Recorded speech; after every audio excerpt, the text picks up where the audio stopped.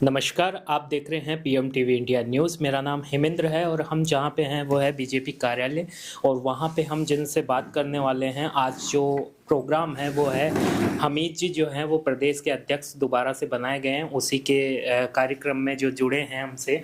तो हम उनसे बात करते हैं कि क्या यहाँ पे आने का जो आपका जो यहाँ पे अध्यक्ष बने हैं, प्रदेश अध्यक्ष वापस से रिपीट हुए हैं और वैसे जैसे आपने कहा कि आप भी यहीं से आपका जो शुरुआत हुआ था वो भी यहीं से हुआ था, तो क्या कहना चाहते हैं अपने अनुभवों के बारे में? मैं जमाल सिद्दीकी हूँ। मैं भारतीय जनता पार्टी अल्पसंख्यक मोर्चे का राष्ट्रीय अध्यक्ष हूँ। आज हमारे राजस्थान अल्पसंख्यक मोर्चे के प्रदेश अध्यक्ष श्री हमीद मेवाती जी को पुनः अध्यक्ष बनाया गया है। मदन राठौड़ जी जो हमारे माननीय प्रदेश अध्यक्ष हैं, उन्होंने हमीद भाई और मोर्चे की टीम पर विश्वास जताया।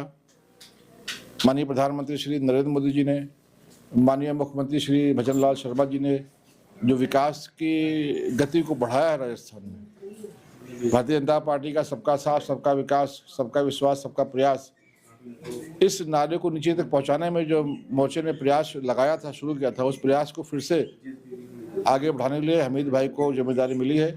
उनको दुआएं देने के लिए, उनका स्वागत सत्कार करने के लिए आज मैं दिल्ली से चलकर यहाँ पर आया हूँ। मुझे अच्छा लगा कि पूरे प्रदेश भर से कार्यकर्ता आज यहाँ पर आए। उनके चेहरों पर जोश है, उमंग है और जो देश को तोड़ने वाली ताकतें हैं उनको हराने के लिए आज हमारे सभी अल्पसंख्यक मोर्चे के कार्यकर्ताओं ने संकल्प लिया है। भारत जो है विकसित भारत बनेगा। इसको विकसित भारत बनाने के लिए सभी समाज को साथ लेकर उनको मजबूत करने का काम किया जाएगा और विशेष रूप से जो मुस्लिम समाज है, जिसको कांग्रेस ने वोट बैंक के रूप में ठगा है, वोट बैंक के रूप में इस्तेमाल करके उनको पिछड़ा बनाया है, उनके भी उत्थान के लिए मोर्चा काम करेगा। हम जगह जगह, गली गली, मोहल्ले मोहल्ले जाकर अल्पसंख्यक मोर्चा कार्यकर्ता जो सरकारी योजना है उसका लाभ देने का काम करके लोगों को मजबूत बनाने का काम करेंगे। जैसे देखा जाए तो सर, जैसे समाजवादी पार्टी है, आरजेडी है, वो तो ये मानती है कि जो मुसलमान हैं हम उन्हीं की पार्टी हैं और कांग्रेस तो ये बोल चुका है कि कांग्रेस जो है वही मुसलमान है वही कांग्रेस है। ये सिर्फ ढोंग है। अगर आप देखेंगे तो कांग्रेस जो है वो गांधी फैमिली की पार्टी है। पहले पंडित नेहरू के पास उस पार्टी का कमान था, फिर इंदिरा जी के पास उस पार्टी का कमान था, फिर राजीव जी के पास उस पार्टी का कमान था, फिर सोनिया गांधी जी के पास आया, फिर राहुल जी के पास आया। अब उनके पीछे जो जनरेशन आएगी उसके पास जाएगा तो वो मुसलमानों की पार्टी कैसे होगी? सिर्फ गुमराह करने के लिए, मुसलमानों को बदनाम करने के लिए, भारतीय जनता पार्टी से दूर करने के लिए ये साजिश की जा रही है। अभी तो जो ओवीसी हैं, वो भी जो छोटे ओवीसी हैं वो तो इस तरीके से बयानबाजी करते हैं कि मुसलमान कभी भड़क जाए, कभी कुछ हो जाए। जो आप देखते भी हैं देश के अंदर माहौल भी बहुत बार खराब होता है, मस्जिदों से पथराव होता है और होता है। तो क्या आप मानते हैं कि जो मुसलमानों की जो पार्टी है, मुसलमानों को हर एक पार्टी ने गुमराही किया है? मैं आपके माध्यम से ओवैसी जी को कहूँगा कि आप जिन्ना के रास्ते पर चलकर मुसलमानों को नुकसान करने का काम ना करें।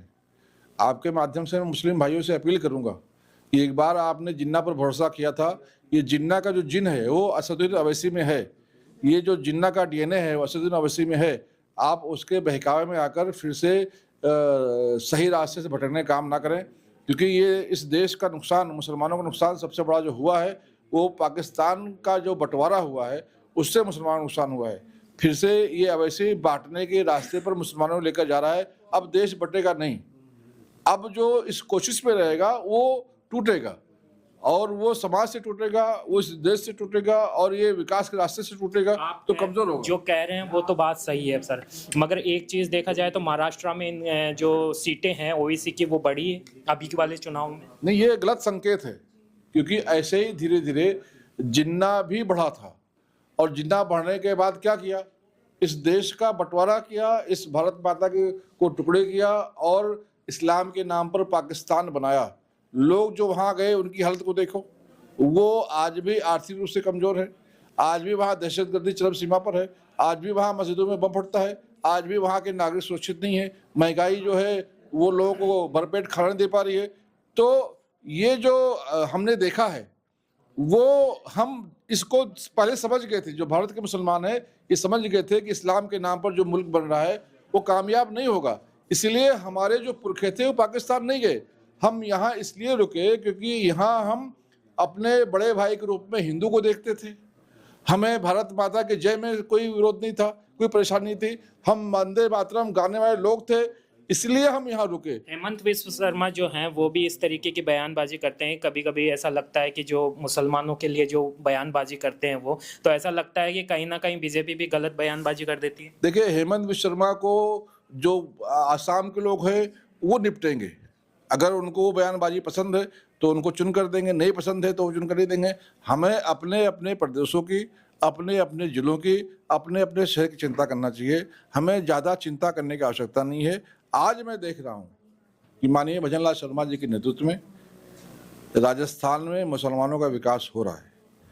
आज आदरणीय मदन राठौड़ जी के नेतृत्व में, जो हमारे सम्मानित प्रदेश अध्यक्ष हैं, यशस्वी प्रदेश अध्यक्ष हैं, उनके नेतृत्व में जो राजनीति में मुसलमान पिछड़ा था वो आगे आ रहा है।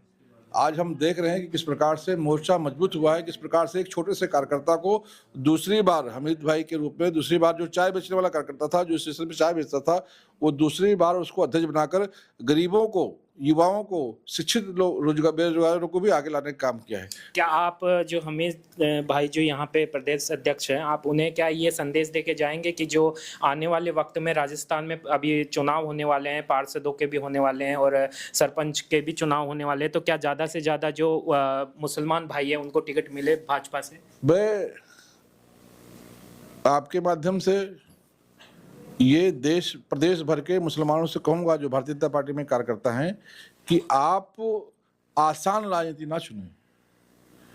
राजनीति शॉर्टकट नहीं है, राजनीति मैराथन है।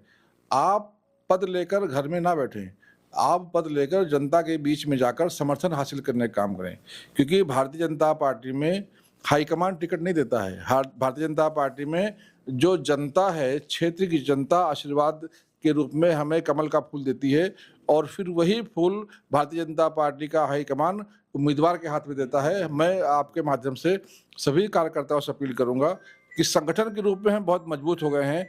अब हमें चुनावी राजनीति में उतरने की आवश्यकता है। हर कार्यकर्ता, चाहे वो कारपोरेटर स्तर का हो, चाहे विधानसभा स्तर का हो, चाहे वो लोकसभा स्तर का हो, जहाँ भी चुनाव लड़ने की आकांक्षा रखता है, लालसा रखता है, वहाँ कमर तोड़कर, जी तोड़कर काम करे और जनता का आशीर्वाद करे। भारतीय जनता पार्टी उसके हाथ में कमल का चुनाव चिन्ह जरूर देने का काम करे। अभी कोलकाता में भी चुनाव है और पहले जब महाराष्ट्र में चुनाव हुए थे ना, एक मिनट एक बात कर रहा हूँ वहाँ की।